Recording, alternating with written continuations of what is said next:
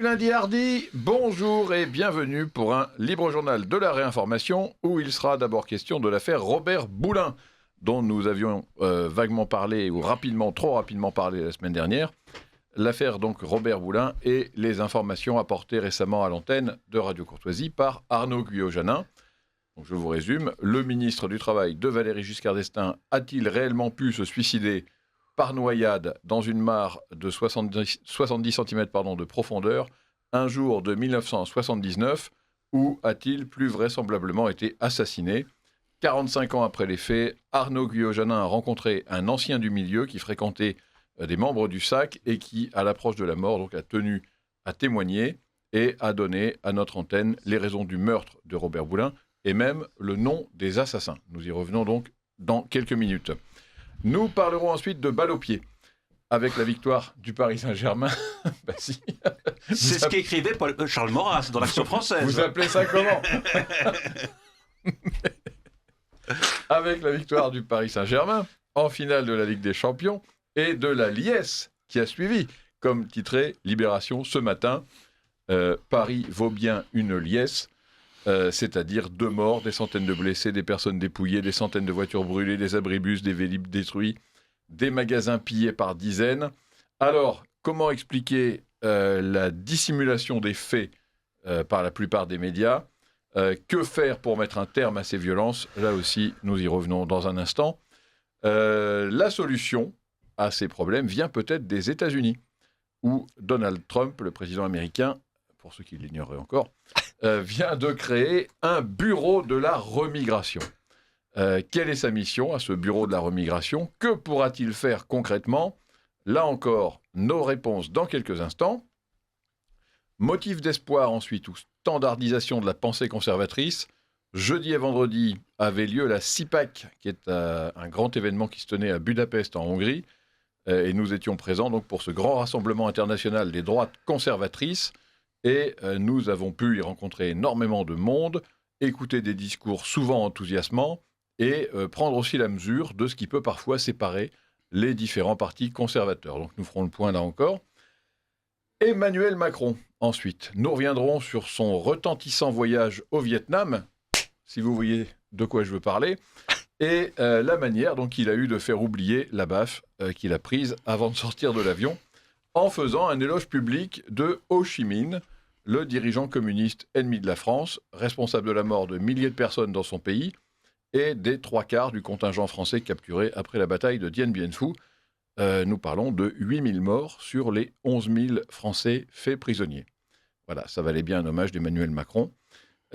Enfin, nous terminerons par un sujet sur les violences récemment subies par les militantes de Némésis et par 2 journalistes de Valeurs Actuelles lors d'une manifestation de gauche contre les OQTF, qui se tenait place de la République à Paris. Et là encore, les féministes, les défenseurs de la liberté, ceux qui dénoncent le fascisme et les violences policières, ont pudiquement détourné le regard pendant que leurs camarades gauchistes étaient en train de frapper des femmes et des journalistes. Alors, nous allons parler de tout cela aujourd'hui et dans un instant avec les ballons ronds de la réinformation, avec Richard Dessès, directeur de la rédaction de Radio Courtoisie. Bonjour, Président. Arthur de Vatrigan, directeur de l'Incorrect. Bonjour. Arnaud Guyot-Janin, journaliste écrivain. Bonsoir. Xavier Van Lierde, journaliste. Et Charles-Henri Deslois, écrivain. Alors, je vous rappelle, chers auditeurs, que vous pouvez nous envoyer vos messages. Vous pouvez intervenir dans cette émission, qui est aussi votre émission. Envoyez-nous vos courriels, vos appels téléphoniques, vos questions, vos réflexions, vos informations. Vous pouvez écrire un courriel à courtoisie@rc.fr, courtoisie@rc.fr, ou téléphoner au 01 46 51 00 85, 01 46 51 00 85. Et pour ceux qui sont dans les transports ou sur la route, je vous rappelle que vous pouvez écouter également sur Internet et notamment sur les chaînes YouTube et sur X désormais. Voilà, donc nous vous espérons nombreux sur ces réseaux, à côté de la bande FM, évidemment, qui est notre principal véhicule. Alors, avant d'aborder le vif du sujet, je tenais aussi, là c'est une page un peu plus triste, malheureusement pour Radio Courtoisie, je voulais rendre un hommage à notre amie Anne-Laure Mahler, dont les obsèques ont eu lieu ce lundi en l'église Sainte-Jeanne d'Arc à Versailles. Anne-Laure Mahler avait seulement 47 ans. Elle était la mère de 4 enfants et à qui évidemment, nous présentons toutes nos condoléances et notre soutien. C'était en tout cas une bonne camarade, c'était une amie qui était toujours positive, qui était toujours joyeuse et qui dirigeait à Radio Courtoisie une émission depuis plus de 10 ans, à la tête donc du Libre Journal de la plus grande France. Et un hommage lui sera rendu le 4 juin, donc dans le Libre Journal de Clara Schneider, de 12h à 12h30. Voilà, donc encore toutes nos pensées pour Anne-Laure et toutes nos prières pour elle. Alors, nous attaquons notre sujet du jour avec la mort de Robert Boulin. Donc, comment le complotisme d'hier devient la vérité d'aujourd'hui. Alors, nous avions manqué de temps la semaine dernière pour évoquer, comme elle le méritait, les dernières, voire les ultimes révélations au sujet de l'affaire Boulin. Alors, nous allons nous rattraper avec cette sombre affaire donc de faux suicides et de vrais crimes. C'est ce que je disais en introduction. Le complotisme d'il y a 45 ans est devenu la vérité d'aujourd'hui, comme quoi souvent c'est une question de temps. Et cela se passait donc à votre micro, oui. Arnaud Guyot-Janin. Oui. Donc le 15 mai dernier, vous avez consacré votre émission à la mort de Robert Boulin, et dont le cadavre, encore une fois, a été retrouvé dans la forêt de Rambouillet. Et les autorités ont toujours affirmé qu'il s'agissait d'un suicide par noyade, et ce, au mépris donc, d'un certain nombre de choses qui pouvaient sembler évidentes, et sur lesquelles nous allons revenir. Alors, est-ce que vous pouvez nous dire déjà comment vous avez eu l'idée de cette émission ? J'avais fait une émission sur le service d'action civique, le SAC, il y a environ 1 mois et demi, avec différents invités, mais qui n'étaient pas fondamentalement des spécialistes de la question et du sujet. Nous étions penchés notamment sur un livre qui n'était pas, à mon avis, définitif sur la question du SAC, qui même recélait un certain nombre d'erreurs, d'inexactitudes, etc. Donc j'avais, dans un premier temps, critiqué assez vivement ce livre-là de Joriza, qui était un membre du SAC et qui était également un membre de l'OAS, puisque malheureusement, il y a un certain nombre de gens qui ont fait partie de l'OAS qui se sont compromis avec le SAC. Qui n'avaient pas peur des contradictions. Oui. Et qui n'avaient pas peur des contradictions. C'est triste à dire, mais malheureusement, c'est la vérité. La vérité ne fait pas toujours plaisir à dire. Beaucoup de gens de l'OAS, Jean-Jacques Susini et beaucoup d'autres, d'ailleurs, on pourrait en citer pas mal, que j'ai découvert d'ailleurs à l'occasion de cette émission et qui ont montré qu'il y avait parfois un recoupement évident entre les deux structures. Mais quand j'ai fait cette émission sur le service d'action civique pour en quelque sorte démonétiser cette police parallèle et criminelle du gaullisme, j'ai été informé au lendemain de l'émission que j'avais faite, et j'avais parlé quand même un petit peu de l'affaire Boulin, grâce à un article d'Arnaud Folk qui était paru dans le numéro de Valeurs Actuelles hors série. Donc on avait parlé pendant 20 minutes de l'affaire Boulin, mais on n'avait pas dit de choses extraordinaires, on avait répété un petit peu ce que les gens savaient, etc., tout en prônant quand même de manière informative qu'il s'agissait bien là d'un assassinat et qu'il y avait un certain nombre de pièces justificatives. Il rétrospectivement montrait bien qu'il y avait assassinat.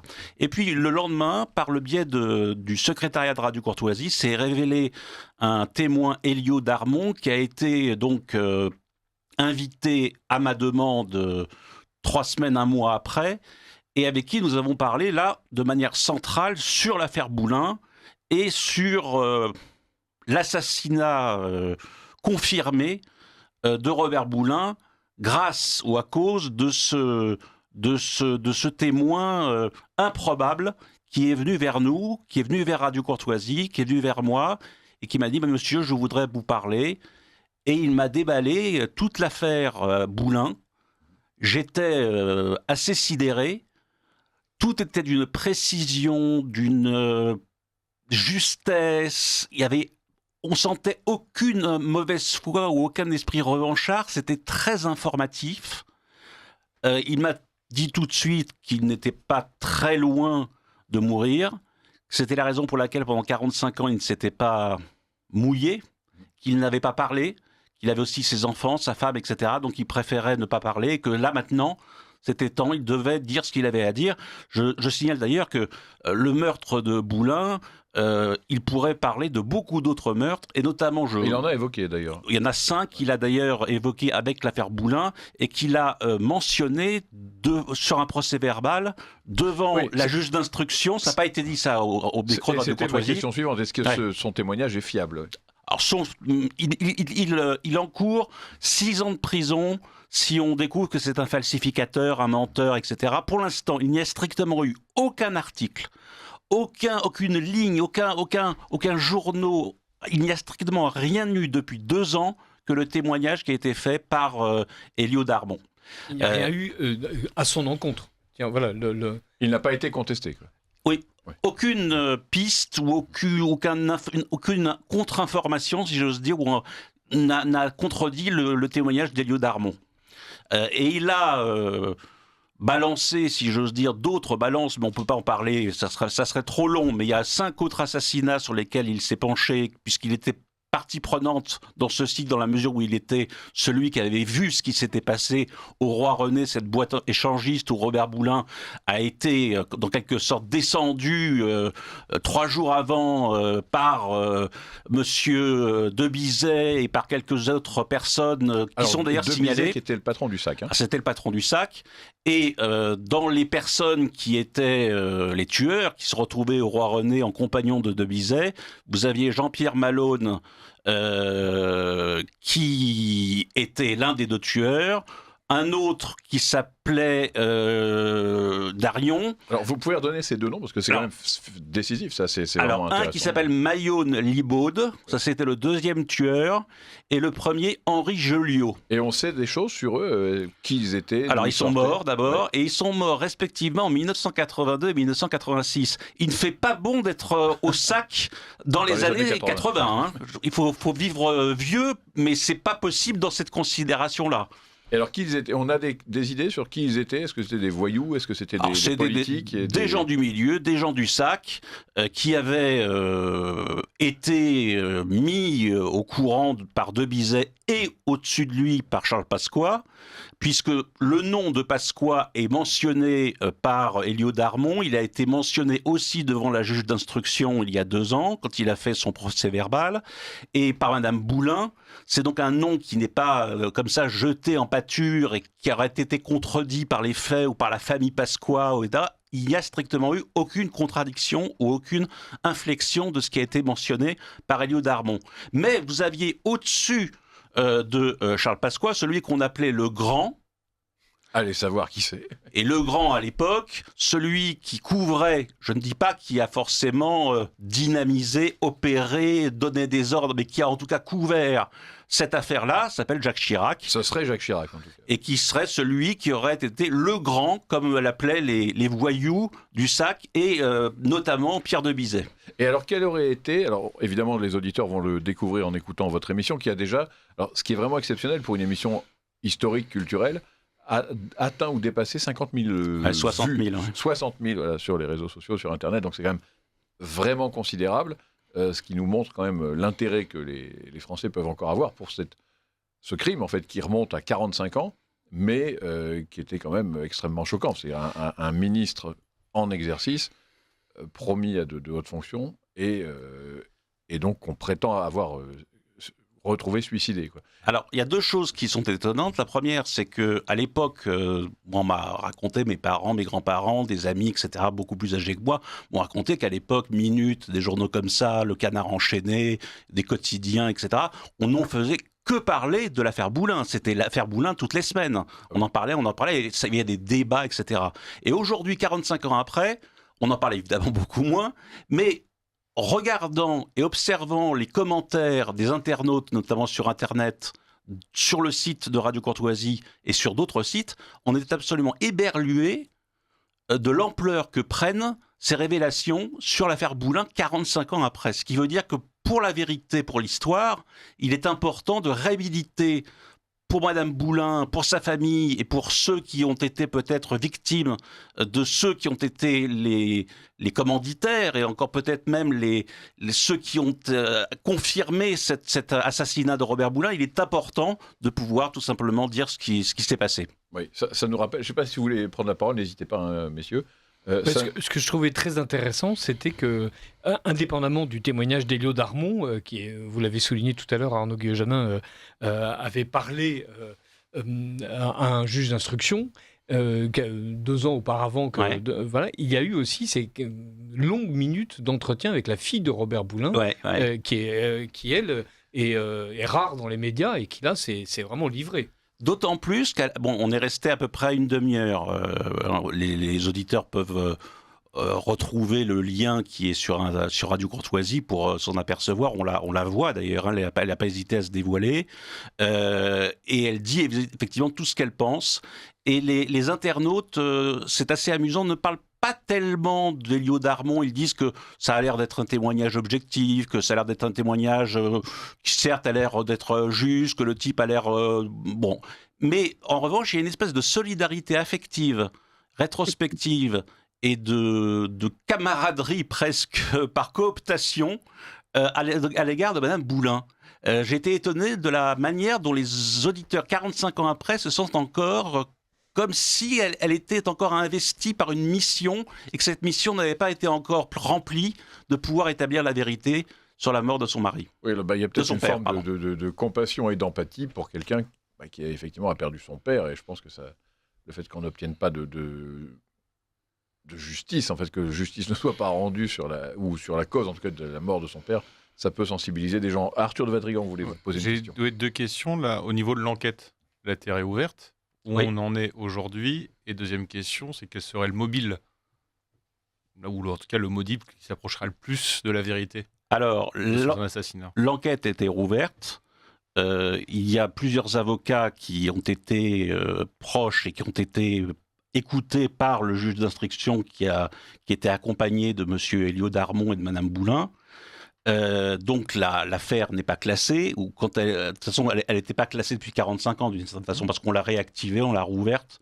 Donc ça veut dire que c'est une affaire qui risque de malheureusement durer encore un certain temps avant qu'on trouve réellement, à moins qu'il y ait véritablement, de manière surprenante, une dernière vérité qui soit établie et qu'on arrive enfin à convaincre ce qui avait été dit à l'époque, c'est-à-dire qu'il s'était noyé, que l'assassinat fasse preuve que ce soit effectivement bien un assassinat. Alors la deuxième chose concernant effectivement le mobile, c'est que le RPR, qui était très proche, on pourrait dire même d'ailleurs que le SAC était une émanation avec des voyous, des droits communs, des politiciens, un petit peu toute la société française était réunie au SAC, du plus bas au plus gros échelon. C'est comme le métro à 18h. Vous aviez la carte du SAC, ils étaient 60 000 à l'avoir à l'époque. Vous pouviez effectivement avoir des liens. Le RPR, qui était fondé en décembre 1976 par Jacques Chirac, alors que le SAC a été fondé en 1959, donc il y avait déjà un certain cousinage, mais ça s'est surtout opéré quand même dans les années Giscard à partir de 1974, et puis ça s'est terminé en 82 avec la tuerie d'Oriol qui a été une horreur, 7 personnes qui sont mortes, un jeune garçon de 13 ans qui a été trucidé, etc. Enfin une horreur. Et alors, le motif principal, ce serait que, et c'est ce que Boulin a écrit dans les archives qui ont été retrouvées par son assistant parlementaire, Henri Fonfrette, que j'ai fait venir aussi à Radio Courtoisie pour en parler, ce seraient les fausses factures du RPR, qui seraient celles qui auraient été mises à disposition de gens proches du clan Pasqua-Chirac, parce qu'au sein du RPR, vous avez des luttes intestines. Par exemple, le réseau Focard ou Pasqua, etc. était Focard, vraiment... c'était essentiellement l'Afrique. L'Afrique, le Centrafrique, mais aussi patron du SAC aussi, et donc également proche de la Chiraquie et gaulliste historique. Et qui, lui, était alors vraiment du côté de Jacques Chirac, comme parrain, si j'ose dire. Et alors, vous avez également des gens comme Bernard Ponce, comme Olivier Guichard, comme Claude Labbé, et d'autres qui étaient au RPR à l'époque, et qui, eux, étaient persuadés, au contraire, que Jacques Chirac voulait la peau de Boulin, parce qu'il était prêt à se présenter aux élections présidentielles 2 ans après, en 81, qu'il avait des ambitions présidentielles fortes, que Boulin était un de ses principaux ennemis au sein du RPR, et que, évidemment, si Boulin passait Premier ministre, comme ça en a été question, en remplaçant Raymond Barre, à ce moment-là, il devenait lui-même, au sein du mouvement gaulliste, un concurrent direct de Jacques Chirac, et Jacques Chirac, avec les les dépêches ou les papiers qu'il possédait auraient pu être mis en difficulté. Bon, il a fait 15% aux élections présidentielles, il n'a pas été très loin, mais il aurait pu aller beaucoup plus loin. Et donc, je pense qu'on a voulu faire taire, effectivement, Boulin. En gros, si je résume, c'est qu'il aurait balancé les fausses factures du RPR, ça serait retombé sur Chirac et c'était la fin de sa carrière. Voilà. Potentiellement. Oui. Sur le mobile. C'est le potentiel. L'extrapolation, disons. Oui. Mais il y a aussi quand même autre chose, c'est qu'on a balancé des affaires absolument dégueulasses sur Boulin au moment où on a voulu essayer de trouver des choses à lui reprocher, parce qu'il fallait bien que les gens du RPR trouvent des bonnes solutions pour faire taire Boulin. Et alors on l'a accusé notamment de se doter d'une riche propriété sur la Côte d'Azur, qu'il aurait acheté pour pas grand-chose dans une affaire de corruption absolument lamentable. Et alors ça a été complètement démonétisé par la version même officielle. Boulin était un type qui n'était pas très riche, qui était un homme politique d'après, encore une fois, tous les témoignages, qui était assez intègre, qui vivait d'ailleurs, je crois, dans un appartement de 40 mètres carrés sur la Côte d'Azur. Certes, c'est la Côte d'Azur, mais quand même, bon, c'est pas non plus un saint homme, hein. Pas faire non plus de Robert Boulin un saint homme. Il y a... Un type gaulliste et au RPR, il y a quand même peu de chance. Déjà. Rappelons les fondamentaux. Et puis, bon, il s'est comporté quand même assez lamentablement en 1962, puisqu'il était secrétaire d'État aux rapatriés.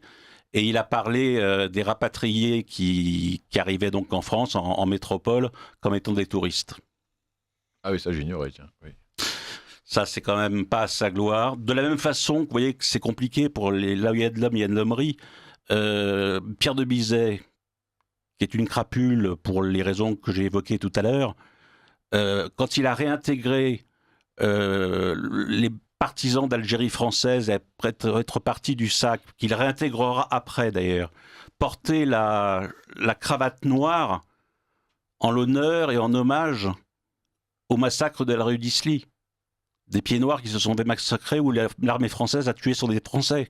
Donc, voilà, c'est un petit peu l'affaire des droites, et d'une droite particulière, la droite chiracienne. Bon, eh bien écoutez, on va passer à un sujet suivant. Merci en tout cas Arnaud Guillogenin. J'invite donc les auditeurs de Radio Courtoisie à aller écouter cette émission sur notre site ou aller la regarder sur YouTube s'ils ne l'ont pas encore fait. Et moi, je reste vraiment impressionné, oui, par l'importance prise par cette émission ces dernières semaines, parce qu'encore une fois, c'est réellement tout à fait hors du commun qu'une émission culturelle et historique, en fait, attire plus que certaines émissions d'actualité. Donc, d'ailleurs, chapeau. Ça n'est pas être mauvais joueur, Pierre-Alexandre, que de dire que d'ailleurs, un certain nombre de sites sur Internet nous ont copiés, c'est vrai. et d'autres nous ont loués. Et pas forcément des sites qui étaient favorables à Radio Courtoisie, ou en tout cas, si j'ose dire, très prétentieusement à ma propre personne. Je pense notamment à Riposte Laïque, qui a été très honnête, très élogieux, en relatant l'affaire, et qui a passé justement l'émission de Radio Courtoisie sur son site. C'est vrai. Et d'autres, effectivement, se sont mis dans votre roue et commencent à faire des émissions sur Robert Boulin. Bah, tant mieux, vous faites école, c'est une bonne chose. De Riposte Laïque à l'Action française, vous voyez, c'est... Voilà. Bon, nous passons à la suite. Le football, donc, tout le monde le sait. Samedi, les Afro-Maghrébins du Paris Saint-Germain ont vaincu les Italiens de l'Inter de Milan en finale de la Ligue des Champions. Et malgré la victoire qatari, donc certains passionnés de baballe au pied ou de magasins à piller, venus des banlieues ou des arrondissements colonisés de Paris, ont lancé un grand redzout sur les beaux quartiers de la capitale. Et le djihad du ballon rond donc, a dépassé Paris et a même gagné plusieurs villes de France. Bilan, 2 morts, des centaines de blessés, des dizaines de voitures brûlées, ce que je disais en introduction, des magasins pillés, des dizaines de milliers d'honnêtes amateurs de sport, car il en existe, parfois sortis en famille, terrorisés et privés de festivités. Nous avions ce matin un témoignage de Régis Le Sommier, qui témoignait précisément comme amateur de sport sorti en famille et qui s'est retrouvé pris dans la bourrasque, si je puis dire, dans les violences. On le voit dans notre propre quartier en se promenant du côté de la porte de Saint-Cloud ou de la porte d'Auteuil, puisque nous sommes en face du Parc des Princes, où ont lieu généralement les matchs. Alors là, ça n'avait même pas lieu à Paris, en plus, ce qui est quand même encore plus fou. Et donc, bizarrement, les médias ont surtout insisté sur la victoire sportive, au lieu de s'attarder sur ces violences incroyables, parce que encore une fois, Libération a tout de même titré avec un cynisme assez sidérant « Paris vaut bien une liesse », et comme si toutes ces violences étaient finalement bien peu de choses, quoi, et que seul comptait le 5-0 mis par nos joueurs afro-maghrébins aux Italiens de l'Inter Milan. Voilà, alors je sais pas, déjà, alors j'ai une question centrale, voilà, moi, qui est la clé de voûte peut-être de tout notre sujet. Sincèrement, qui peut bien aimer le foot et pourquoi ? Arthur de Vatrigan. Je suis un fan de foot. Sérieux ? Eh oui. Ah, et alors déjà, je peux vous dire qu'il n'y a pas de joueur afro-maghrébin au PSG. Il y a quoi alors ? Bah, il y a du Brésilien, il y a du Géorgien, il y a de il y Langevin. a du Portugais. Mon Dieu. Mais Il y a du français aussi. Il y a du français, évidemment. Du français c'est pas le club le plus afro-maghrébin. Je crois que vous avez confondu avec les supporters. Et oui. Bah, ça, par contre, je vous confirme. Ça, les supporters. Moi, sont j'avais autre chose. l'idée de cette image de cette équipe Black. Ah oui, Ah non, absolument comme disait pas. Finkielkraut. Non, c'est Jean-Marie Le Pen. Ce qui est- Ah bon ? Oui. Ce qui est amusant, c'est que vous faites la même erreur qu'un député LFiste. Ouais. Oh mon Dieu. Voilà, vous me pardonnerez. Une députée. Une députée LFiste qui a dit la banlieue inspire le monde en Ah oui. montrant une image de l'équipe du Oui. PSG où il y avait effectivement sur l'image un Brésilien, autrement dit rien à voir avec Saint-Denis. Et donc ce qui est fabuleux, c'est que elle-même a ce réflexe dès qu'elle voit quelqu'un qui ne De ressemble bronzé, pas à un Finlandais ou à une Normande de souche, de considérer qu'il s'agit évidemment de gens issus de la diversité. Donc, elle reproduit ce racisme systémique qu'elle dénonce en permanence. Et surtout, elle tient absolument à assigner à résidence immigrée des gens qui, en fait, n'ont rigoureusement rien à voir avec l'immigration française de première, deuxième ou troisième génération. Quatrième même. Exactement. Moi, Et j'ai un donc, peu tendance on à le peut aimer faire. le foot, Je comprends sachez-le. cette députée LFI pour d'autres raisons. J'ai la même Oui, mais vision. enfin, on est bien C'est d'accord. une raison Elle est qui- tombée dans le péché qu'elle dénonce, quoi. Ah oui, ça c'est vrai. Oui, tandis que moi, bon.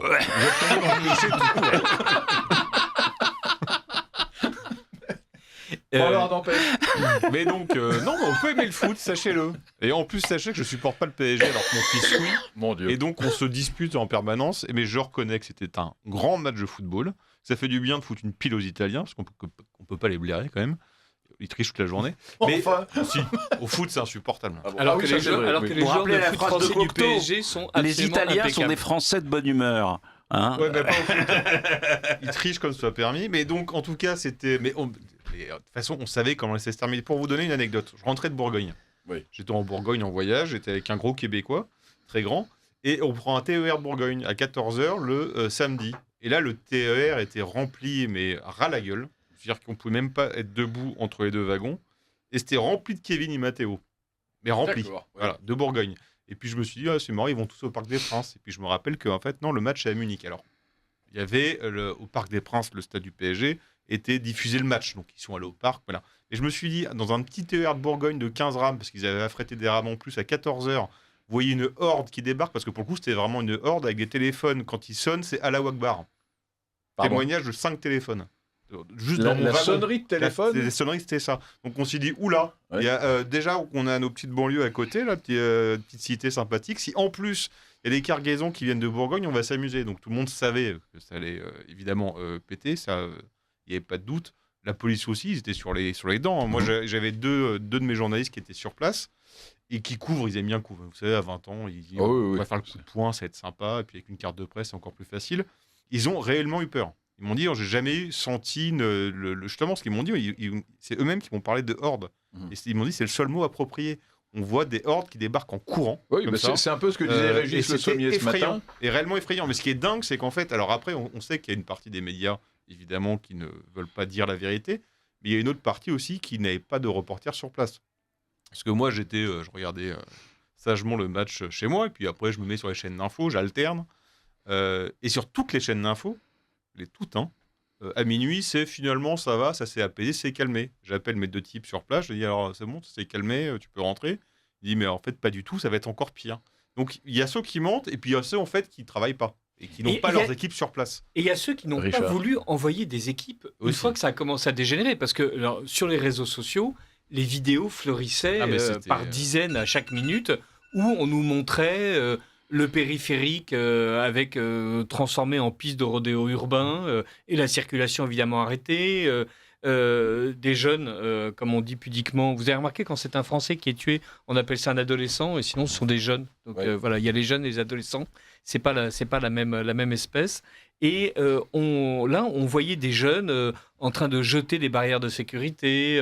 On voyait des jeunes en train de fracasser des abribus. On voyait des jeunes en train de mettre le feu. Et donc, il y avait des jeunes à Paris, il y avait des jeunes dans les grandes villes françaises, il y avait des jeunes à Munich qui avaient envahi le stade et qui étaient en train d'arracher la pelouse dans l'excès de leur joie. Ça, c'est pour garder un souvenir.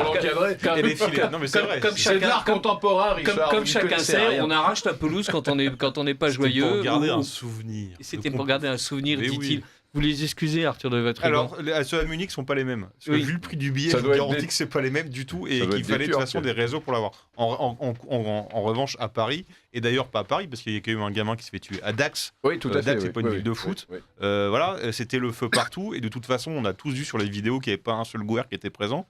Donc il y avait que des gens issus de l'immigration. C'est-à-dire s'ils étaient français, ça remontait pas à une génération. Voilà, faut être très clair. Mais la nouveauté qu'il y a eu, c'est les agressions de femmes. C'est beaucoup plus que les soirées de foot, ça peut être à chaque fois parce que c'est le sport le plus populaire. Voilà, moi j'ai 4 voisines, c'est 4 femmes, elles ne regardent jamais rien, elles ne comprennent jamais rien, elles étaient toutes dans leur salon en train de regarder le foot. Ça C'est me comme ça. sidère, hein. Mais moi Ah, aussi, mais pardon. je veux dire, bon, ça fait partie. mais là, il y a toujours eu ça a toujours cassé. Toujours, évidemment, il y a toutes les banlieues qui débarquent à Paris pour foutre le feu, c'est prévu. En plus, ces crétins, ils se filment. Oui, c'est Donc, ils comme cachent les même pas leurs voitures crimes. brûlées du 14 Mais là, la juillet, ça devient nouveauté, une c'est que vous tradition avez des française. vidéos, notamment espèce de Mathéo qui explique quoi, voilà, frère, sur le Coran, tout ça, d'où les femmes sont en mini-jupe. Ça, c'est la nouveauté. Vous aviez des Françaises qui twerkaient sur des bagnoles avec tous les Mathéo et Kevin qui leur tapaient les fesses. Ça, je n'ai jamais vu ça encore. Et puis, vous aviez évidemment toutes les femmes qui se Il faisaient paraît que c'est agresser, assez peu frotter. coranique. Voilà. C'est la fête Donc, des fous. oui. là, c'était quand même. On a passé un cap dans le déchaînement de violences racaillo Et de immigrationnelles. Mais décadence, accessoirement. c'est une violence symbolique aussi, parce que vous avez raison de le signaler. Cette irruption des masses, pas tellement laborieuses, mais en tout cas festivistes, se faisait au nom d'une conquête symbolique du territoire. C'est-à-dire on est chez la nous. rue appartenait effectivement à des gens qui étaient, pour beaucoup, saints d'un drapeau algérien, par exemple, et qui réclamaient en fait la Palestinien, possession de ouais. l'espace public en n'expliquant pas c'est bien normal, on est jeune, on casse tout, c'est la fête, vous seriez bien bourgeois de vous émouvoir du fait qu'on ravage la ville. Non, il y avait en plus l'idée de nous sommes vraiment chez nous, vive la créolisation. Alors ils ne le disaient pas comme ça, ils avaient effectivement un vocabulaire moins châtié, ils ne parlaient pas le Mélenchon dans le texte. Mais malgré tout, c'était exactement ce que Mélenchon avait prêché lui-même quelques semaines auparavant, en expliquant qu'il fallait en fait que les créoles, pour les appeler de cette manière-là, puissent réclamer l'espace dont systémiquement on voulait les exclure. Et Oui, donc bien sûr. chaque match de foot est dorénavant l'occasion d'une affirmation de puissance, de présence, et de présence Et de totalement pillage, hein. décomplexée. Et du pillage aussi simple. Surtout, tout le monde savait les magasins qu'ils avaient tapés. C'est pour Oui. ça qu'il y a ceux qui sont surprotégés parce que tout le monde se barricade, mais il y en a qui se barricadent 10 fois plus. Foot Locker, le magasin de chaussures, était dans le viseur, tout le monde le savait, ça n'a pas loupé. Là, on voit qu'ils ont des Mais ils ont goûteux, faim, c'est normal. C'est qu'ils vont taper du Franprix, ils auraient pu taper du Monoprix, quitte à piller, autant faire Oui, du tant truc qu'à haut de faire, gamme. c'est Mais c'est pas- comme dans les émeutes de Noël, ils vidaient les Lidl, ces crétins. Bon, on se dit, bon, va chez Cogent, tu verras, c'est un peu mieux. Mais, Chez mais- les diards. voilà, encore une fois, personne n'a été surpris. Les médias ont menti et n'ont pas voulu suivre. Le préfet de police a quand même sorti à sa première conférence de presse, ça aurait pu être pire et c'est ni une victoire ni un échec. Ça peut toujours être pire, Expliquant oui. qu'ensuite il y a eu 2 morts. Il y a quand même eu 2 morts. Quoi. Oui. Bon, c'est 2 Donc, morts, c'est un poignardé. Hein. Donc, dont un c'est- poignardé oui. et puis 2 Et l'autre qui renversé sont- par une voiture. je Ouais, crois et que puis il y a une famille qui est pas très bien à Grenoble non plus. Et on ne sait Ouais. pas s'ils vont survivre. Donc en violence, on a dépassé un stade. Ouais. Là, hier, avant-hier, c'était un stade supplémentaire en termes d'intensité et de nombre. Charles-Henri Deslois, je crois que vous vouliez prendre la parole. Oui, bon, outre le fait que le football, Êtes-vous un toujours amateur de symbolique. Babal? non, C'est ça pas- représente tout ce que je déteste, mais alors à un point, c'est un sport émétique pour moi. Vous voyez, je vomis ce genre d'activité dans tout ce qu'elle représente. Hein. Je suis désolé, préfère le Arthur, curling. mais Non, mais Je suis vous désolé, préférez hein, le curling, il Arthur, n'y a mais- pas de problème. Hein. oui, non, je sais pas, j'ai une On voit aversion, bien mais qu'un depuis tout balai. petit. Depuis tout petit. Et ça s'est empiré évidemment en grandissant. Bon, en plus, tous ces imbéciles de soutien qui caillassent même des ambulances, quand j'ai vu ça, je me suis dit, mais c'est des gens qui n'ont pas de cerveau. Bon, vous me direz que la méduse vit depuis des millions d'années sans cerveau, ça ne l'empêche pas de vivre. Mais enfin, il y a quand même des gens, je me demande ce qu'ils ont dans leur tête. Au-delà de ça, je voudrais revenir sur les effets, effectivement, les émeutes, parce qu'on les appelle comme ça. Et moi, c'est ce qui me fait peur. Bon, là, c'est pour du football. Mais le jour où ce sera pour des événements comme ce qui s'est passé en 2005, on voit que ça a été multiplié non seulement en nombre, mais en intensité. Et j'ai trouvé les forces de l'ordre sous-équipées pour mener à bien des opérations de maintien de l'ordre. Quand j'ai vu, par exemple, que des policiers se faisaient prise à partie alors qu'ils étaient à plusieurs, qu'ils étaient en moto ou en voiture, que je voyais des hordes de voyous monter sur les voitures de police, etc. Et qu'avec la mentalité actuelle, ce seraient les policiers qui auraient des emmerdes si jamais ils écornaient un doigt de ces types-là, je me dis, mais on est mal barré. Parce que moi, j'ai vu le début d'une guerre civile. Et comme par hasard, alors là, ils sont français quand c'est la France qui gagne, mais bizarrement, il y avait beaucoup de drapeaux palestiniens, algériens, etc. Donc, moi, je vois qu'une chose, c'est une espèce de, de pogrom, de répétition de guerre civile. Oui, je suis assez d'accord, personnellement, dans l'analyse. Xavier Van Lier, d'un mot sur ces émeutes, ou pas plus inspiré que ça par le sujet? Oui, le problème, c'est que tout est tellement de l'ordre de l'évidence. L'évidence nous a sauté au visage. Comme dit un gimmick qu'on voit surtout souvent sur Internet ces temps-ci, c'est tout le monde sait. Donc tout le monde savait, tout le monde sait, tout le monde a eu la confirmation qu'il savait, qu'il ne s'était pas trompé et qu'il avait bien prévu ce qui allait se passer.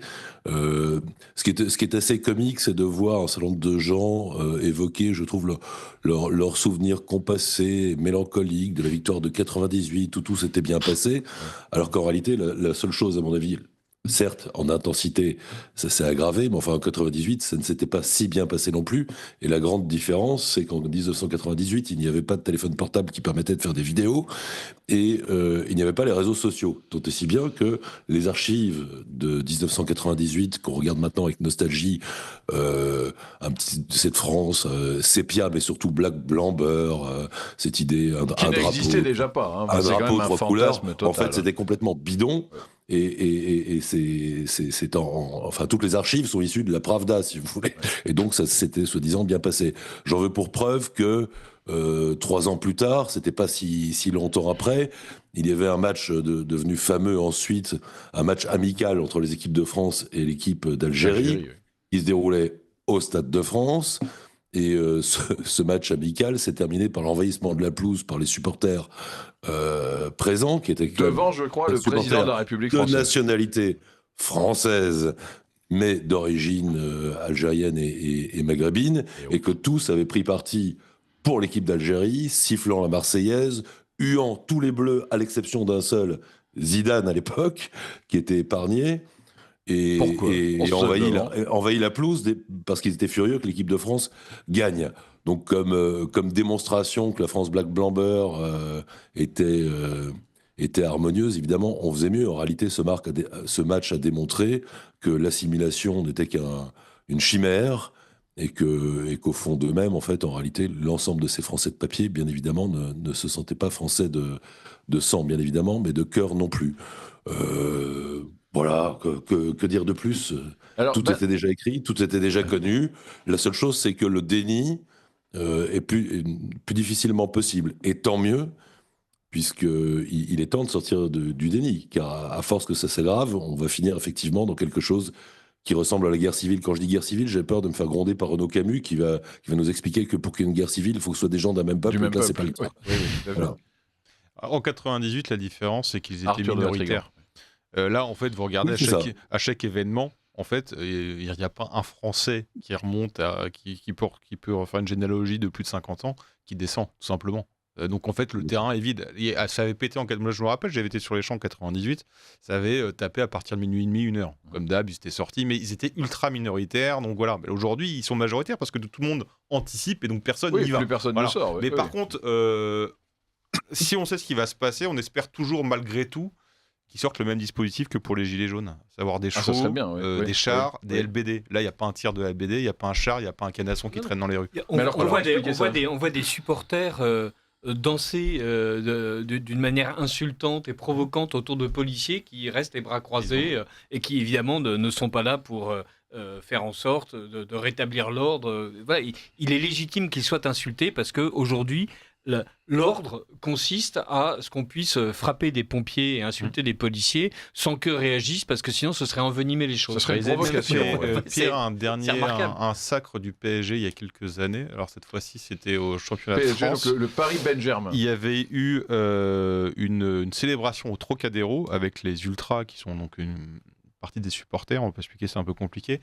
Et les policiers avaient ordre de ne pas intervenir. Et il y avait un quart de Japonais qui se retrouvait coincé, qui s'est fait dévaliser, mais aux yeux de tout le monde. Il y avait les caméras, les télés, les policiers. Ils se sont fait dépouiller et les policiers avaient ordre de ne pas intervenir. Donc vous voyez la scène, vous la retrouvez, elle était filmée, où le quart se fait dépouiller, les Japonais se retrouvent à poil et les policiers sont à 100 mètres et ne bougent pas. Voilà. Donc, je me souviens de ça, oui. Mais sauf qu'entre-temps, il y a eu les gilets jaunes. Donc on se dit, bon, la doctrine du maintien de l'ordre a peut-être changé. Bon, bah elle a changé, sauf ça dépend de votre couleur de peau, en fait. Pas encore, oui. Alors, est-ce que vous avez une solution ? Comment faire ? Gérald Darmanin expliquait récemment, par exemple, qu'il fallait interdire l'argent liquide pour lutter contre le trafic de stupéfiants. Moi, je proposais d'interdire les routes et l'essence pour qu'il n'y ait pas de go-fast. La solution, c'est d'aller au contact, c'est tout. Oui, interdire le football. Non, mais vous interdisez le football, vous aurez le 14 juillet, vous aurez le 31 décembre, vous aurez et tirer à balles réelles. Mais moi, je suis pour tirer à balles réelles. Vous allez au contact. Voilà, le but, c'est de maintenir l'ordre. Donc, c'est de rester à distance et de... Alors, maintenant, on fait de la nage pour concentrer et déplacer. Voilà, c'est le principe. Si vous allez au contact, c'est autre chose. Mais aller au contact, ça veut dire accepter des dommages collatéraux. Oui. Et puis accepter que, surtout... un peu comme le zingueur qui monte sur un toit et qui se casse la figure et qui meurt, et ben que quand on vient ravager une ville, on peut se prendre une balle, effectivement. C'est accepter ça, mais personne n'accepte ça. C'est-à-dire la criminalité peut subir des accidents du travail comme n'importe quel métier. Ça risque d'être... Non, mais c'est vrai. Je suis d'accord, c'est-à-dire qu'il faut accepter qu'il y ait des morts, mais beaucoup plus de morts, parce que si vous allez au contact, il faut savoir que vous êtes ultra minoritaire. Le dispositif de policiers était insuffisant parce qu'ils n'ont pas assez d'effectifs. Donc ça veut dire que si vous allez au contact, vous acceptez qu'il y a un affrontement. S'il y a un affrontement, le policier ou les policiers se retrouvent en minorité face à une horde, c'est-à-dire quand ils tirent, ils ne font pas un mort. Ils en font plein. Oui. Alors, avant qu'on ne tire à balles réelles, avant qu'on ne tire à balles réelles, il y a d'abord une solution qui est effectivement de traiter les supporters de foot comme on traite des gilets jaunes. Voilà, et donc c'est tirer le BD.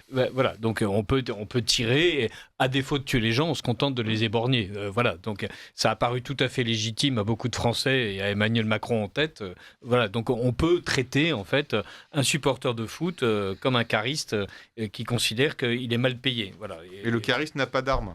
Non, donc le problème il est là. Mais le gilet jaune non plus. Pour le moment. Non, mais voilà, le gilet jaune n'a pas d'arme. Mais pour le moment, eux non plus.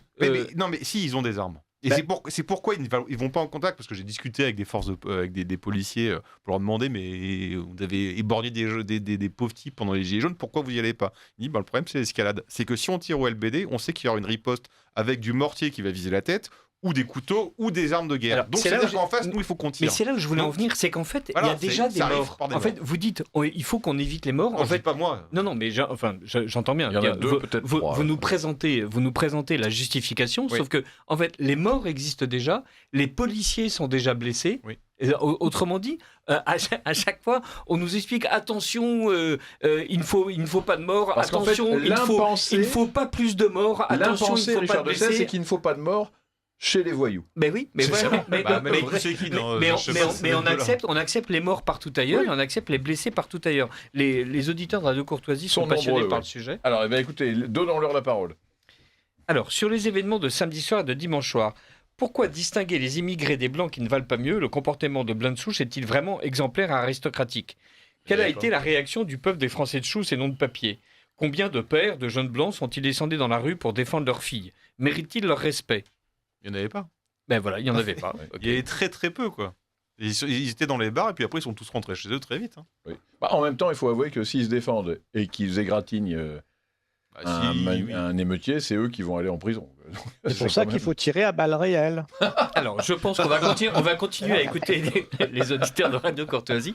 Voilà. Donc, qui me reprochent le terme de créole. Évidemment, ce ne sont pas des vrais créoles. C'était juste pour c'est pour ne pas dire afro-maghrébin. Non, mais c'est pour employer surtout le terme de Mélenchon, qui parle de créolisation de la France. Quel lien existe-t-il entre président du PSG, qui est un membre du Qatar, et tous ces jeunes de banlieue issus de l'immigration ? N'y a-t-il pas une France qui se développe au détriment de la France de toujours ? Non. Poser la question. Non, c'est du soft power, mais il ira avant que le PSG. Le PSG. Le Qatar qui a été remercié par Emmanuel Macron pour une raison qui nous échappe. Parce qu'ils ont sauvé le foot français et qu'ils rachètent tout. En fait, ils donnent du liquide à la France. Voilà, c'est pour ça qu'il est remercié. Mais avant que le Qatar rachète le PSG, il était propriétaire américain et il y avait déjà eu des morts aux alentours du Stade de France et il n'y avait pas de lien. Et c'est les mêmes racailles et il n'y avait pas de lien avec le propriétaire. Mais malheureusement, ils n'ont pas besoin d'avoir un propriétaire qui soit arabe pour qu'il descende dans la rue et brûle les drapeaux français. Alors, je crois que Charles-Henri voulait rebondir sur cette question rapidement. Est-ce que c'est une infox ou est-ce que c'est vrai que Macron aurait félicité l'équipe en disant bravo frère ? Oui, mais en fait, c'est pas champion frère, mais vrai c'est pas une. Oui, tout à fait, mais il a fait un tweet. Mais en fait, alors. Le problème, c'est qu'un président doit être compris de tout le monde, et c'est pas le cas. Mais c'est pas une référence de racaille. Champion frère, c'était le slogan des Brésiliens au PSG lorsqu'ils sont devenus champions de France pour la première fois. Et voilà, c'est un truc de Brésilien, mais sauf que personne à part les footeux, personne le sait. Moi, je pense qu'il joue à dessein sur l'ambiguïté. Mais c'est possible. Mais je vous dis, champion frère, la référence, c'est dans ce cas-là, on évite de faire de l'entre-soi. Je suis d'accord. On parle aux Français déjà en particulier, je suis d'accord. Aux Parisiens, etc. Oui, allez, on donne la suite de nos auditeurs qui sont effectivement très nombreux là. Au Maroc, 2 poubelles brûlées, 2 ans de prison aux confins du désert. Effectivement. Ça rigole moins. Mais je pense sérieusement que nos jeunes têtes brunes font cela parce qu'au fond, ils savent qu'il n'y aura pas de conséquences. Et ce sont des gens, contrairement à ce qu'on pense, ce sont des gens qui respectent l'ordre et les gens qui se font respecter. Et vraiment, il ne suffirait pas forcément de grand-chose pour ramener du calme en France. Je ne suis pas du tout d'accord. Alors, je ne suis pas du tout d'accord. Alors, je suis désolé, mais c'est très légitime de parler de techniques de maintien de l'ordre, de nécessité de remettre de l'ordre dans ce genre de circonstances. Mais en réalité, il ne faut quand même pas perdre de vue qu'il faut les virer. Oui, voilà. Qu'il faut les virer, qu'il faut prendre acte que ce n'est pas seulement du hooliganisme, ce ne sont pas seulement des comportements turbulents, c'est comme on l'a dit en début d'émission, il s'exprime aussi à travers ce comportement une haine spécifique qui est dirigée contre la France, contre le pays, contre ce qu'il représente, contre les Français de souche et la volonté d'occuper l'espace public et de soumettre le peuple autochtone. Mais ça n'enlève rien en fait que si on leur fait vraiment peur, ils peuvent aussi arrêter. Mais si on leur fait vraiment peur, c'est-à-dire qu'on ne va pas gérer notre propre pays comme un dominion colonial, si vous voulez. Voilà, c'est une fausse solution. La vraie solution, c'est d'une part, certes, de reprendre, mais aussi de redevenir le peuple majoritaire et très majoritaire sur cette terre. Sinon, ça ne se terminera jamais bien. Ça, on est parfaitement d'accord. Et aujourd'hui, malheureusement, les dynamiques démographiques sont plutôt en leur faveur. Et je pense que dans leur inconscient, voire de façon tout à fait consciente, il y a cette idée-là, que leur dit d'ailleurs régulièrement Mélenchon, qu'ils sont la nouvelle France, le nouveau peuple présent en France, appelé à diriger cet espace qu'ils s'approprient. On a beaucoup vu circuler une vidéo récemment d'ailleurs sur les réseaux sociaux, où prise dans le métro par une jeune fille, qui montrait deux Maghrébins dire « Inch'Allah, on va niquer leur mère », pardon pour les propos, je les cite, et on va les remplacer.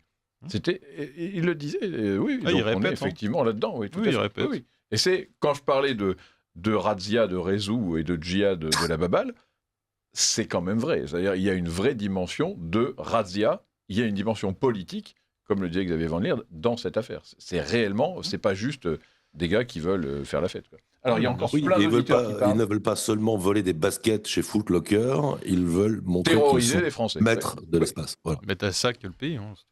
Monsieur Deloy, tirer à balles réelles, dites-vous, connaissez-vous beaucoup de policiers qui tirent à balles irréelles ? Non, mais pas des balles en caoutchouc. Non, c'est par opposition aux armes non létales. Moi, j'en connais un, c'est Harry Callahan. Clint Eastwood, mais... Ce qui me choque, c'est la place de Macron qui va cirer les babouches du Qatar lors de la remise des coupes. Il s'est même fendu d'un nous punirons dont les échos font encore frémir dans les diverses cours de miracles qui entourent nos villes. Bravo pour votre émission.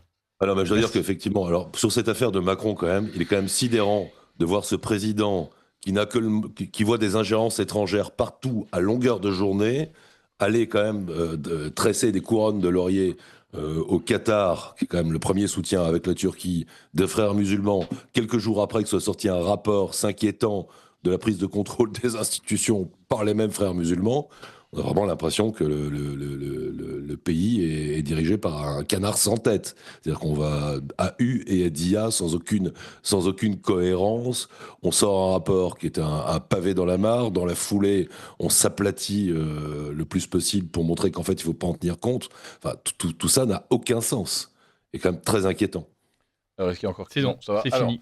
on va écouter un petit message et on revient ensuite pour parler des rassemblements conservateurs en Hongrie, de Donald Trump et de son bureau de la remigration et des attaques contre les filles de Némésis.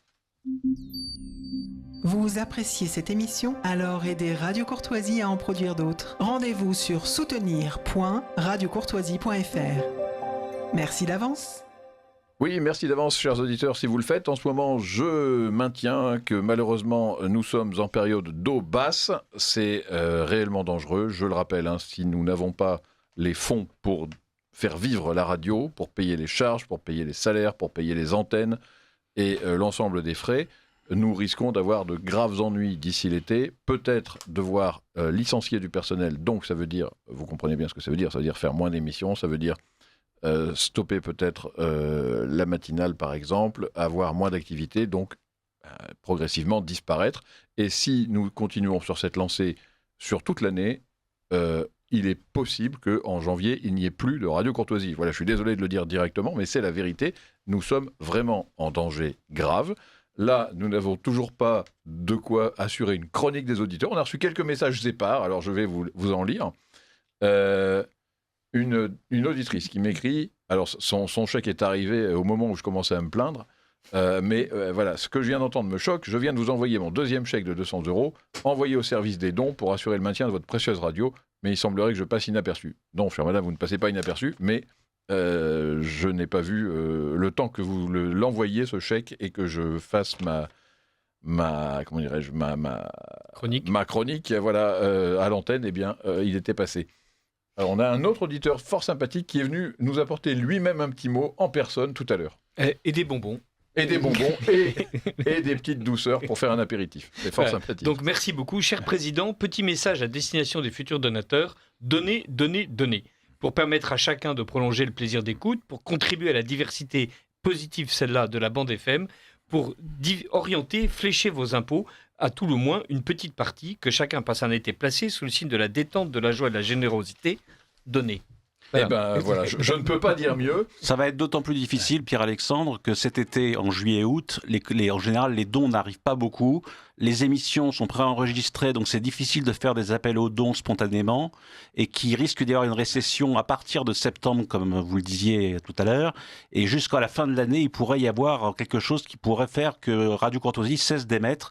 La chose que je puisse demander peut-être aux auditeurs en tant que patron de Libre Journal et invité de Pierre-Alexandre Bouclet, je suis un vieux patron du Libre Journal de Radio Courtoisie, c'est de demander à tous les patrons de Libre Journaux qui se trouvent sur Radio Courtoisie, Dieu sait qu'il y en a près de 90, de dire un mot sur Radio Courtoisie et sur la nécessité de recevoir des dons. Je pense que les patrons de Libre Journaux peuvent le faire. Moi, je le ferai dès ma prochaine émission, qu'on puisse consacrer 5 minutes à Radio Courtoisie. Alors, je sais que ça a un pouvoir parfois dissuasif et que les gens peuvent se dire « Ah, c'est mal barré, donc on donne pas, parce que ça va bientôt couler ». Non, je crois qu'au contraire, il faut se mobiliser. Il faut essayer de faire tout pour que cette radio continue. Elle est née en 1987. Elle continuera à émettre l'année prochaine. Eh ben, nous espérons bien, d'autant que nous avons vraiment beaucoup d'ambition pour développer encore plus notre radio. Et encore une fois, on doit vraiment se préparer. En 2027, il y aura des enjeux importants. Il y a tous les jours des enjeux importants et vous pouvez compter sur nous pour dire la vérité, mais nous avons vraiment besoin. C'est-à-dire qu'encore une fois, il y a 1,5 million d'auditeurs qui écoutent chaque mois. Il est incroyable qu'il n'y ait pas quelqu'un pour donner 1 euro de sa poche, ne serait-ce que 1 euro une fois par mois. C'est phénoménal, et je suis désolé de le dire, mais ce sont des auditeurs qui s'en foutent finalement de leurs idées, du combat pour leurs idées. Ils nous laissent faire et ils regardent. Moi, je remercie sincèrement du fond du cœur tous ceux qui nous soutiennent, comme ce monsieur qui est venu à pied tout à l'heure dans notre bureau pour nous voir, comme on a quelques bienfaiteurs, une bienfaitrice notamment à qui on pense, qui se démènent, qui font tout ce qu'ils peuvent pour nous aider, mais les autres, franchement, mais que faites-vous, quoi ? Et je suis poli. Vous croyez que c'est établi, que cette radio existe depuis très longtemps, qu'elle a des difficultés en ce moment, que la matinale redynamise la radio, donc que la radio est en pleine croissance. C'est vrai d'un côté, mais il y a une récession monétaire qui est en train d'être opérée aujourd'hui. Et il faut donc se battre et se dire que ça n'est pas immuable, que ça n'est pas intangible et que Courtoisie pourrait un jour disparaître. Pour qu'elle ne disparaisse pas, donner des dons, donner de l'argent, donner de l'argent, donner de l'argent.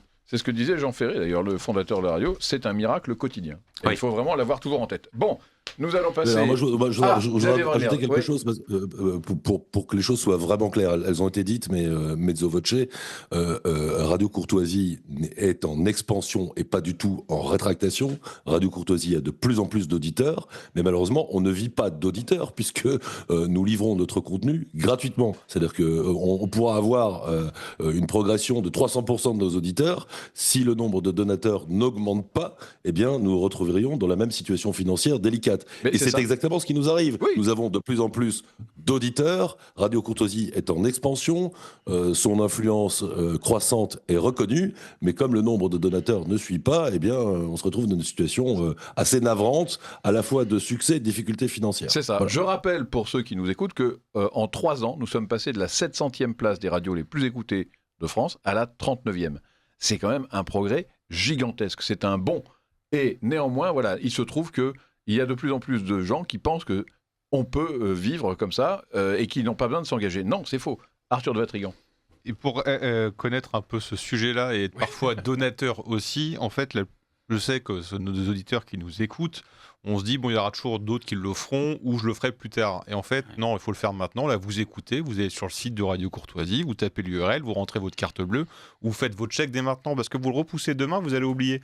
Donc, il faut le faire tout de suite, comme ça, c'est fait, vous oubliez, c'est parti. Et tout le monde peut mettre 1 euro de sa poche. Et ceux qui déduisent des impôts, c'est toujours ça que l'IB et l'Humanité n'auront pas. C'est quand même une bonne nouvelle également. Donc, vous faites un chèque tout de suite ou vous allez sur le site en direct et vous payez. Eh ben, bravo, Arthur de Vatrigan, et merci de votre soutien. Et je lis, tiens, pour la bonne bouche, un dernier message d'un auditeur ami qui nous dit « Je viens de vous adresser un nouveau chèque, certes modeste, mais qui pourra vous aider, je l'espère.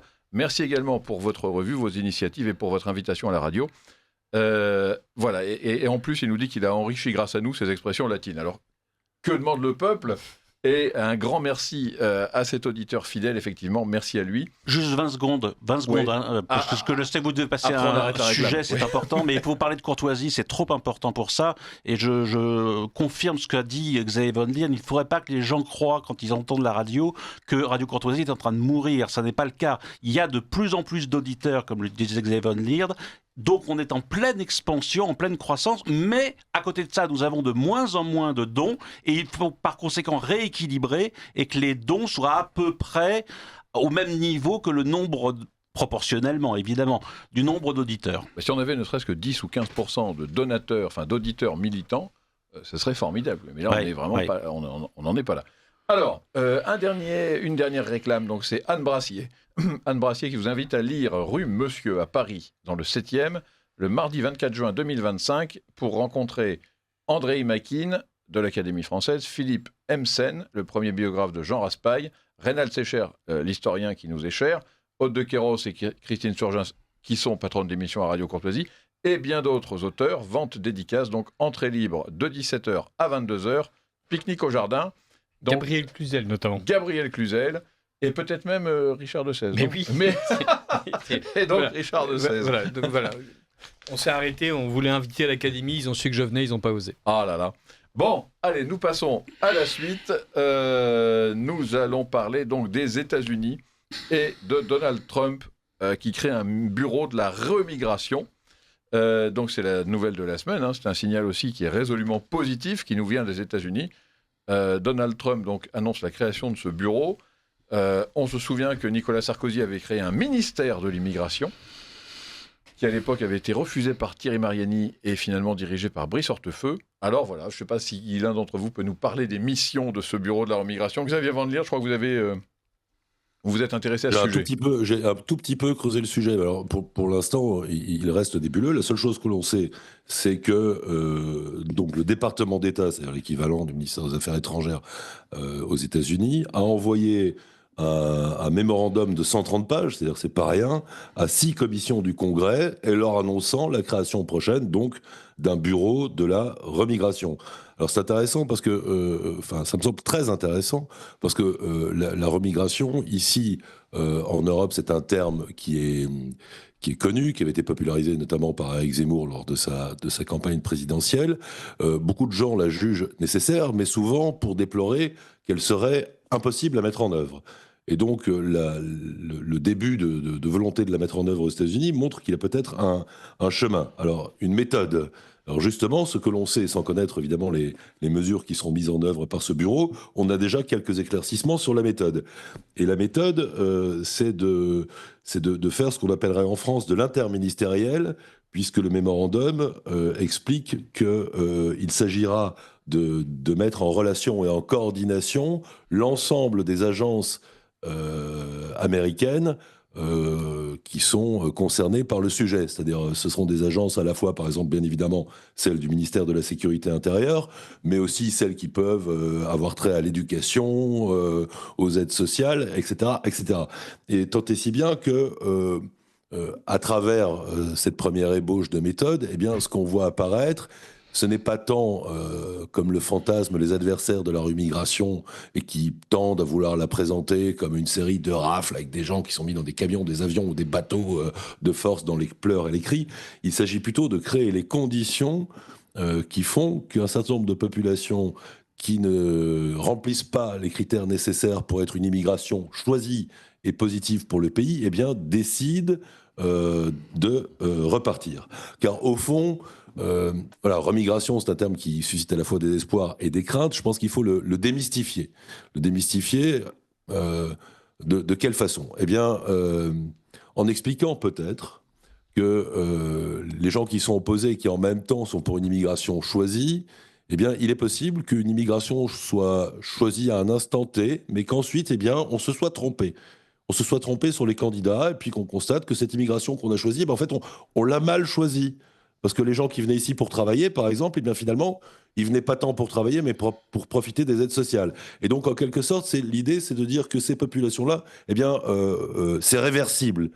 Elles n'ont pas vocation à rester éternellement dès lors qu'elles rompent le contrat initial qui avait été fixé lorsqu'elles ont pénétré dans le pays. Et finalement, ça me semble tout à fait de bon sens. Alors, pour savoir les contours qu'elle pourrait prendre, visiblement, ce qui s'ébauche, eh bien, c'est qu'aux États-Unis, ce serait que les personnes étrangères qui ont commis des crimes et des délits, bien évidemment, auraient vocation à repartir, eux, aussitôt, sous la contrainte. Ensuite, il y aurait, mais là, évidemment, c'est quelque chose qui est assez commun aux États-Unis, ceux qui seraient durablement sans emploi et vivraient donc de telle ou telle aide sociale. Et puis, et c'est là où il y aurait évidemment une réelle nouveauté, elle concernerait également ceux qui ne présentent pas la volonté de s'intégrer ou de s'assimiler à la société américaine et à ses valeurs. Ces trois critères, en fait, ou ces trois volontés d'inverser les flux pour l'inversion des flux, me semblent frapper au coin du bon sens et devrait certainement recueillir un plébiscite, non seulement aux États-Unis, mais ici, semble-t-il, en France, surtout au lendemain des émeutes qu'on a constatées ces 3 derniers jours. En tout cas, voilà, l'idée fait petit à petit son chemin, et c'est d'autant plus nécessaire. Vous voyez, je pense qu'il faut prendre un petit peu de hauteur en matière de remigration, se dire que, en réalité, ce qui est en jeu, c'est évidemment le droit à la continuité historique du peuple français. Ce droit est aujourd'hui mis en cause par les volumes d'immigration, mais aussi par la dynamique démographique propre des immigrés qui sont déjà présents. C'est-à-dire qu'il ne suffira pas, on pourrait créer un régime d'immigration zéro, un moratoire sur l'immigration comme ça, à partir de demain, oui. Ça ne suffirait pas à assurer la pérennité et la continuité historique de notre peuple, de notre nation et de sa civilisation. la remigration est donc une nécessité tout simplement vitale. Et donc, eh bien, c'est un sujet qu'il faudra suivre pour voir, décidément, les Américains sont assez éclaireurs actuellement, eh bien, la façon dont c'est mis en œuvre là-bas et voir si c'est transposable, si ça peut nous inspirer. Il ne s'agit pas de les suivre de façon servile, puisqu'après tout, cette idée de remigration, rappelons-le, n'est pas née aux États-Unis, mais plutôt en Europe et même en France. Cocorico. Absolument, c'est vrai. C'est popularisé en grande partie d'ailleurs sur les ondes de Radio Courtoisie, puisque les pères fondateurs, je crois, du concept ont été Laurent Ozon et Jean-Yves Le Gallou. Mais ce qui est intéressant, c'est que Keir Starmer, par exemple, en Angleterre, est en train de proposer lui aussi qu'on remigre 25 000 immigrés et que dans les... comment dire ? Les critères à la remigration sont aussi une partie des critères des pays du Nord et même de l'Allemagne qui considèrent qu'au bout de X années sans travail, la personne n'a plus lieu de rester dans le pays qu'elle a choisi. Donc les États-Unis rassemblent sous un nom évidemment qui fait mouche, le ministère de la Remigration, des mesures qui ont déjà été entreprises ailleurs et des critères qui sont soit des critères d'entrée du pays, et voilà, beaucoup de pays décident qu'on ne peut pas rentrer illégalement dans un pays, que quand on veut rentrer dans un pays, il faut en parler la langue, qu'à défaut d'en parler la langue, il faut avoir déjà un contrat de travail. Autrement dit, il y a des critères qui sont très nombreux. Et là aussi, donc il n'y a rien de choquant dans l'idée des Américains, il y a juste le fait qu'ils réunissent toutes les conditions qui existent déjà ici ou là. C'est... Arnaud Guillogenin. Oui, il y avait deux expressions qu'on a utilisées ces 10 ou 20 dernières années pour parler du renvoi des immigrés extra-européens chez eux. C'était le terme de remigration et le terme d'inversion des flux migratoires. C'est vrai que j'ai toujours été un peu questionné, si j'ose dire, sur ces deux expressions parce qu'on ne comprenait pas vraiment ce que ça voulait dire. Remigrer, ça veut dire quoi ? Ça ne veut pas dire qu'on va renvoyer tous les immigrés chez eux, évidemment pas. Inversion des flux migratoires, c'est réguler l'immigration, maîtriser notre système et essayer de faire en sorte que tous ceux qui se conduisent mal, les clandestins, les délinquants, tous ceux qui ne veulent pas effectivement s'intégrer à la société française et qui lui causent du mal et qui sont des éléments réfractaires à la France, doivent être renvoyés chez eux. Le problème, c'est que quand on dit remigration, inversion des flux migratoires, vous avez le réflexe systématique à droite et à droite de la droite, dire « ouais, bon, on va tous les renvoyer et puis ça ira mieux ». Or, ce n'est pas le cas. Mais non, c'est pas le cas. Il y a que les personnes hostiles qui agitent ce fantasme. Ah non, pas mais inversion des flux migratoires, oui, c'est prendre compte que les sociétés humaines reposent sur un certain nombre d'équilibres et que l'immigration massive rompt ces équilibres et que donc ils doivent être rétablis. Non, mais les trois formes ou les trois solutions préconisées tout à l'heure par Xavier Von Leer concernant la remigration, et notamment la remigration aux États-Unis, me paraissent parfaitement louables, ou acceptables, ou défendables. Arthur de Vatrigan. Le problème, c'est que c'est pas avec Donald Trump qu'on va réussir à démythifier, quoi. C'est tout ce qui te fait bien aux États-Unis, ça va devenir encore pire pour nous de le faire. Hein. Donc, déjà, la remigration commençait à être un peu audible. Là, Trump s'empare du mot. Je pense qu'on va faire 300 mètres en arrière, malheureusement. C'est toujours le même problème. Ensuite, de toute façon, on connaît le truc le plus facile et le plus rapide à faire. Vous supprimez toutes les aides sociales, l'accès au logement, l'accès à la santé. Déjà, beaucoup moins de gens seront intéressés pour rester et pour venir. Et puis, l'autre problème, c'est que ce n'est pas les OQTF qui manquent. Hein. Je ne sais pas combien de milliers ou de dizaines de milliers il y a d'OQTF. Le problème, c'est que ce n'est pas appliqué. Donc, en termes de loi, on a quand même pas mal d'outils. Le problème, c'est qu'elles ne sont pas appliquées. Donc, on n'a pas besoin de créer quelque chose. On a besoin de juste un peu de volonté politique pour la base, quoi. Je veux dire, si vous supprimez tous les avantages, ils ne vont pas rester. Si vous appliquez les OQTF, je ne sais pas combien on a d'OQTF, mais je crois qu'on est à plusieurs dizaines de milliers. Oui. Déjà, ça fait un bon stock qui part. Et puis ensuite, le problème, c'est comment vous mettez en insécurité culturelle tous les gens. Mais par exemple, un truc très simple, mais dans le Code civil, vous avez la déchéance de nationalité qui existe. Rien que pour hier, je pense que les 80% sont binationaux. Vous, les 80% peuvent vous appliquer le code. Les 80% sont déchus leur nationalité. 570 arrestations. Et au revoir, quoi. Voilà. Oui. Donc, encore une fois, l'arsenal, je pense qu'on a de quoi faire. Je pense aussi. Oui, La question qui se posera, c'est de savoir comment on va faire avec les immigrés extra-européens, naturalisés français, pas de fraîche date, mais de 20 ans, 25 ans, etc.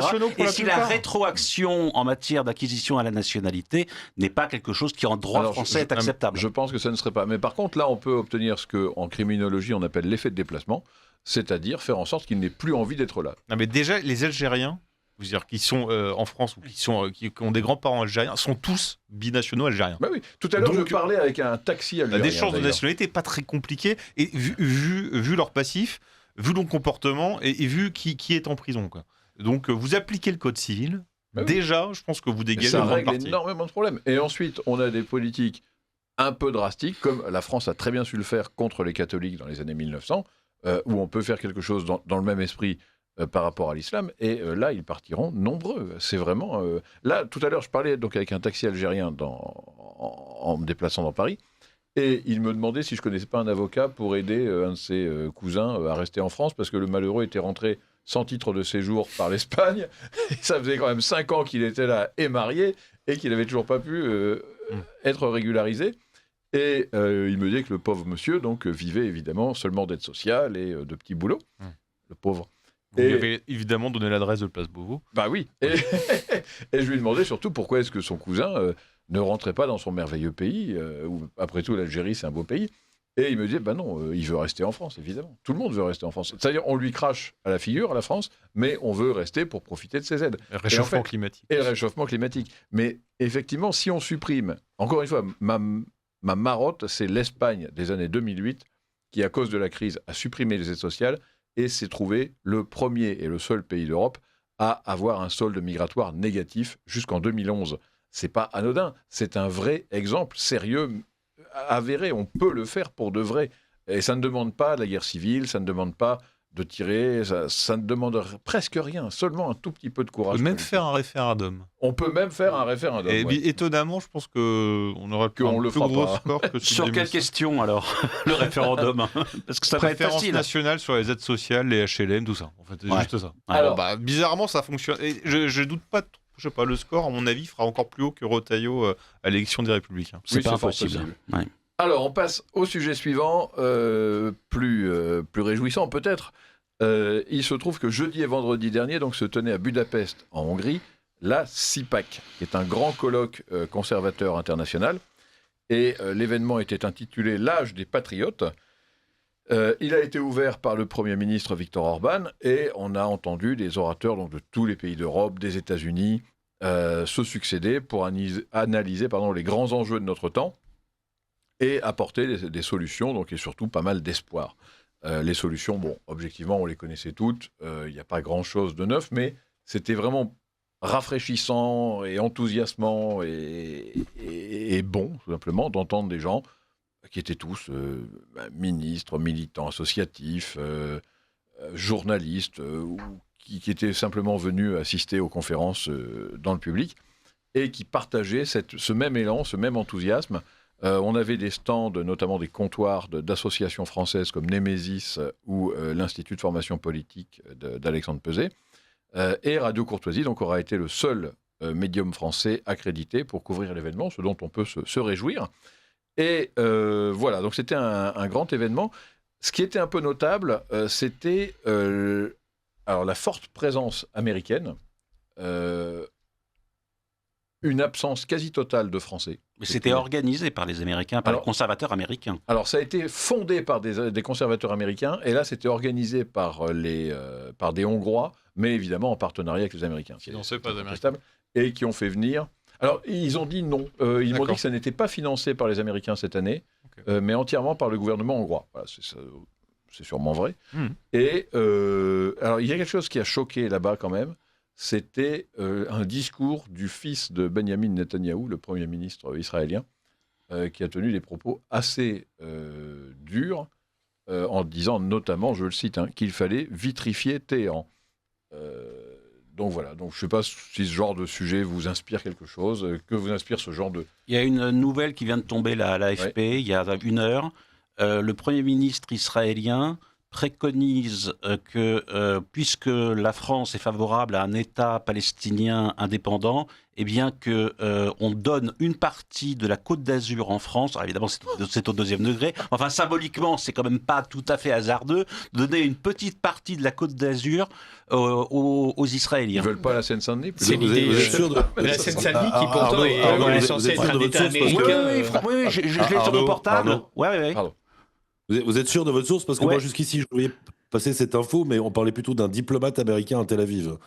Ah non, moi j'ai le Premier ministre conservateur, si j'ose dire, israélien, mais on va peut-être vérifier si c'est une infto ou une intox. Enfin, la seule chose que Netanyahou veut conserver, c'est lui-même et sa propre personne, et à peine le reste du pays. Cela dit, c'est pas tout à fait hasardeux non plus qu'il ait pu dire ça même au deuxième degré pour avertir d'une certaine façon de la dynamique que prend Israël aujourd'hui dans le monde, parce que ça avait déjà été le cas quand ils avaient parlé de Gaza en voulant en faire une nouvelle Côte d'Azur. Oui, mais c'est toujours plus loin. Il y a aussi Trump.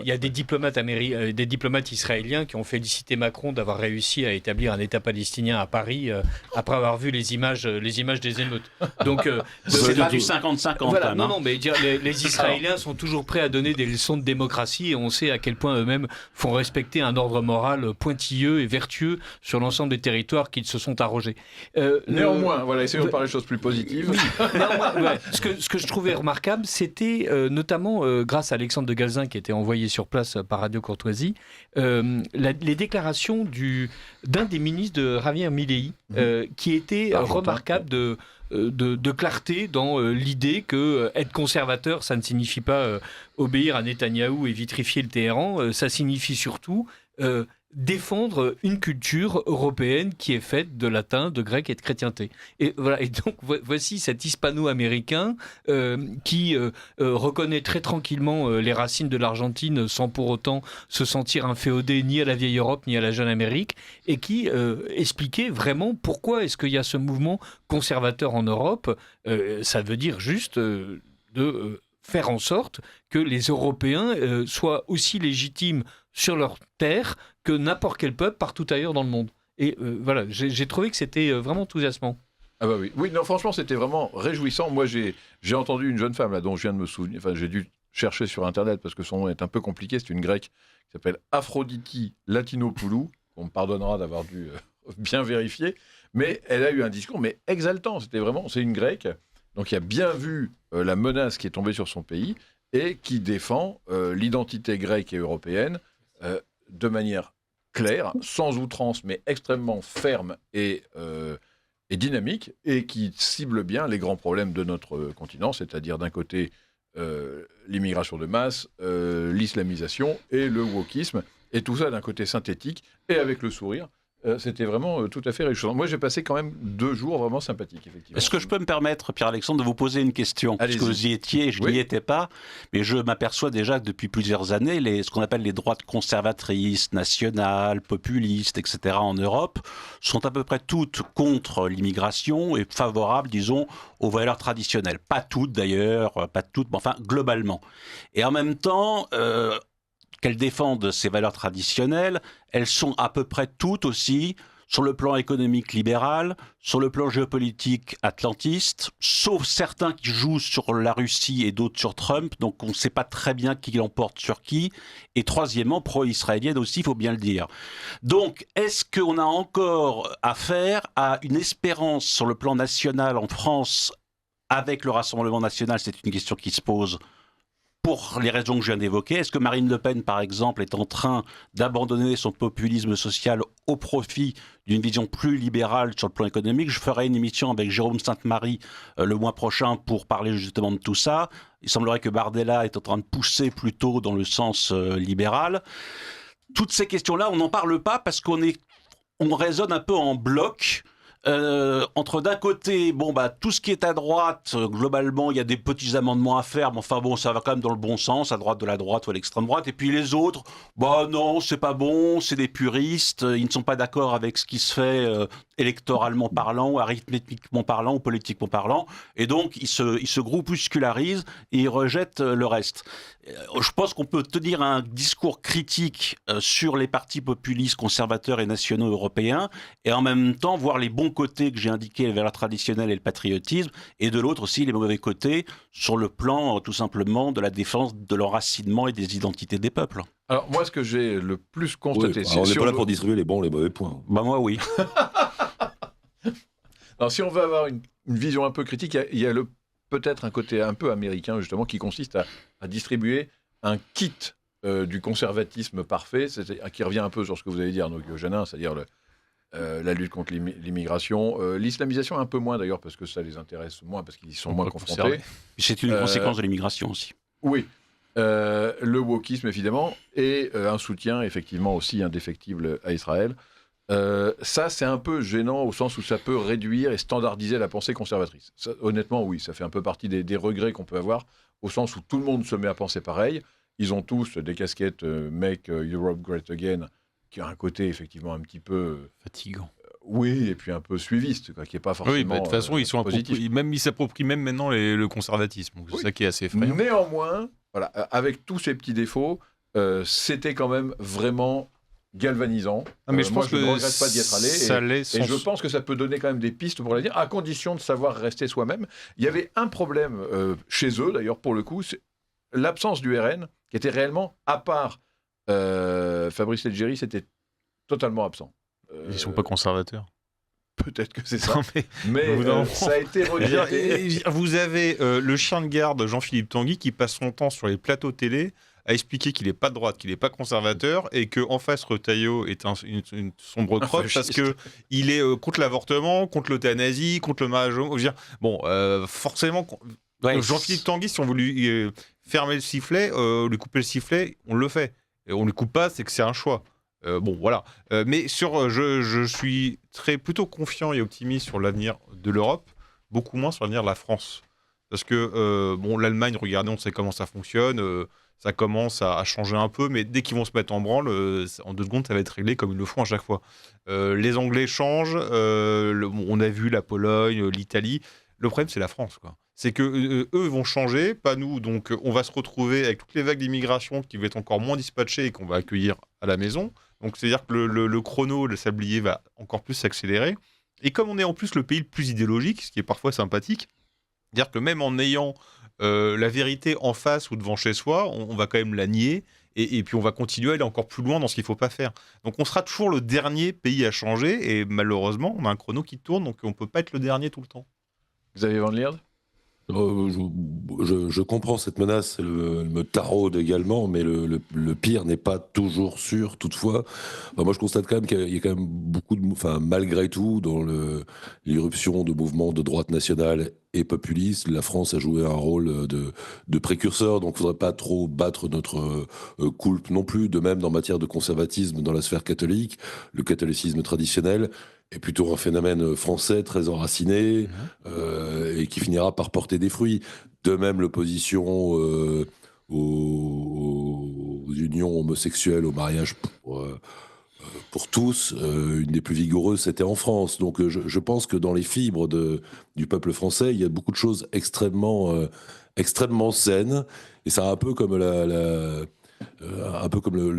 bâton dont parlait Stendhal pour la cristallisation amoureuse, c'est-à-dire qu'on plonge le bâton dans l'eau salée 1 fois, 2 fois, 3 fois, on le ressort, il n'y a toujours pas de cristaux, et puis un jour on le plonge et puis on le ressort, et miracle, il y a des cristaux. On est dans cette situation-là en France, c'est-à-dire que l'eau est très salée, on est un peu le sel de l'Europe et presque le sel de la Terre avec toutes les idées qu'on a apportées, et puis malheureusement notre bâton il n'a toujours pas de cristaux, mais ça va venir. Faut pas désespérer. Radio Courtoisie est certainement un des vecteurs qui pourrait aider par son modèle d'union des droites à à faire que cela cristallise à un moment ou à un autre. Pour répondre à Arnaud, si je peux conserver encore la parole Il 30 reste secondes. vraiment 30 vraies secondes, parce qu'il nous reste 2 Alors, minutes. 30 vraies chrono. secondes. Moi, je pense que l'opposition entre libéralisme, pas libéralisme, droite sociale, etc., c'est un petit peu dépassé. Ce qu'il faut mettre au centre, c'est d'une droite nationale, conservatrice et pour conserver son caractère populaire. Je pense au contraire qu'une petite dose de libéralisme, en ce sens où aujourd'hui, en fait, les classes dites laborieuses sont essentiellement des artisans, des commerçants, des indépendants. Eh bien, il faut entendre aussi leurs souffrances et leur donner le droit d'avoir les fruits de leur travail, ce que réclamaient d'ailleurs les premiers Gilets jaunes. Je vous coupe, je suis désolé. On est entièrement d'accord. Voilà. 2 ou 3 messages encore. Alors, il s'agit de l'ambassadeur américain à Jérusalem, Mike Huckabee, donc qui a parlé d'État palestinien sur la Côte d'Azur. Supprimer les aides diverses et avariées, qu'elles soient sociales ou pas, ne changera rien à la situation. Le peuple français s'est couché devant les Algériens et nous devons en remercier De Gaulle en 1962. Remédier à la situation actuelle, il est trop tard. Si d'aventure, et qu'à Dieu ne plaise, nous étions en mesure de renvoyer les immigrés illégaux, il serait encore trop tard. Le mal à gagner, la faiblesse n'est pas seulement à nos frontières, mais aussi dans nos officiers d'état civil qui, depuis des décennies, bradent la nationalité française. Voilà. Que faire ? La solution ne se trouve pas dans le légalisme, que le peuple français et les peuples européens se réveillent et agissent. Après, il y a des auditeurs qui nous envoient de l'argent. Merci beaucoup. Merci à eux. Merci. On pourra en parler lundi prochain. Absolument. Merci, chers auditeurs. Cette émission se termine. Merci, Richard de Sèze, Arthur de Vatrigan, Arnaud Guillot-Janin, Xavier Van Lierde et Charles-Henri Deslois. Merci à Claudia, à la technique. Et n'oubliez jamais, la solution, c'est de les renvoyer. J'allais dire, la solution, c'est les dons.